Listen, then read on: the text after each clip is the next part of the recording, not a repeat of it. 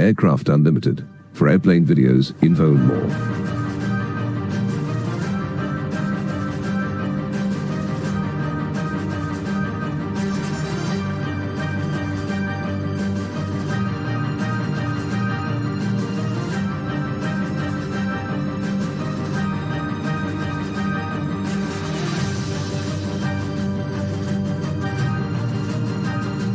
If you want to see more from the wonderful world of aircraft, feel free to subscribe, and don't forget to like and share.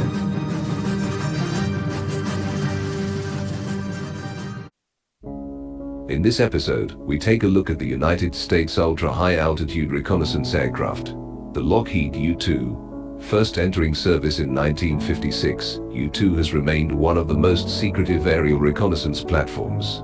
The latest variant, called the U-2-S Dragon Lady, still flies some of the military's most sensitive clandestine missions. As sophisticated as spy satellites are, it takes time to alter their orbit if reconnaissance of a specific site is needed. Nor can satellites fly complex tracks, they are limited to straight-line surveillance. U-2 can be deployed rapidly and fly whatever course is needed. It peers into places where satellite observation isn't able to meet mission requirements.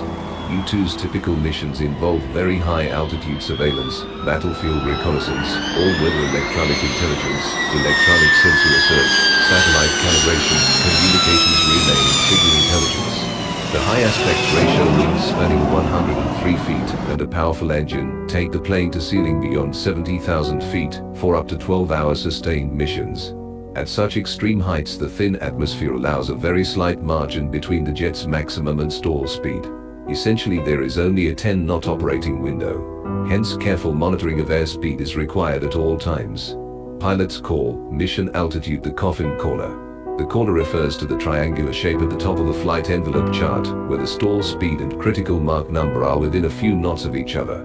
The coffin refers to the possible fatal outcome in case of a stall. The speed where they meet is the ceiling of the aircraft. The challenge for the U-2 pilot is that at 70,000 feet, there may be only a few miles an hour difference. An accidental nudge on the controls could spell disaster. The modern-day U-2 still owns the stratosphere, just as it did 65 years ago. At these extreme altitudes, U-2 pilots have to wear a pressure suit and breathe 100% oxygen. The pressure inside the cockpit at typical mission altitude is equivalent to the atmosphere at 29,000 feet high. To cope, U-2 pilots breathe pure oxygen for an hour before their flight. This helps purge nitrogen from their bodies. If nitrogen remains in the bloodstream, the thin atmosphere will cause the nitrogen dissolved in the body's blood and tissue to essentially boil. Indeed, the pilot faces the constant danger of hypoxia, lack of oxygen, and altitude-induced decompression sickness. The plane's mechanical controls, while easy to manipulate at low altitudes, require muscle power at heights. The U-2's lightweight design makes the plane liable to float over runways in ground effect. The aircraft also is quite susceptible to bouncing back into the air on hard landings, and is very sensitive to crosswind. The weight-saving tandem landing gear makes it difficult and hard work to keep the plane tracking in a straight line and its wings level as it slows down. Due to limited visibility from the cockpit during landing, the pilot has to rely on instructions from another U-2 pilot in a chase car that races onto the runway when the plane is coming into land. Since 1956, up to 4 years, the U-2 operated unchallenged high above the Soviet Union under the CIA's purview. After a few years, it had become clear that the Soviets could spot the U-2s on radar and even scramble fighters to intercept, but its immense altitude managed to keep it safe from any actual engagements. That is, until May 1, 1960. U-2 pilot Francis Gary Powers had taken off from an airstrip in northwestern Pakistan with a mission vector for Norway that would take him over 2,900 miles of Soviet airspace. Mid-flight, Powers' U-2 was hit by a Soviet SA-2 anti-air missile. Powers managed to eject, surviving the 65,000-foot fall only to be captured by the KGB.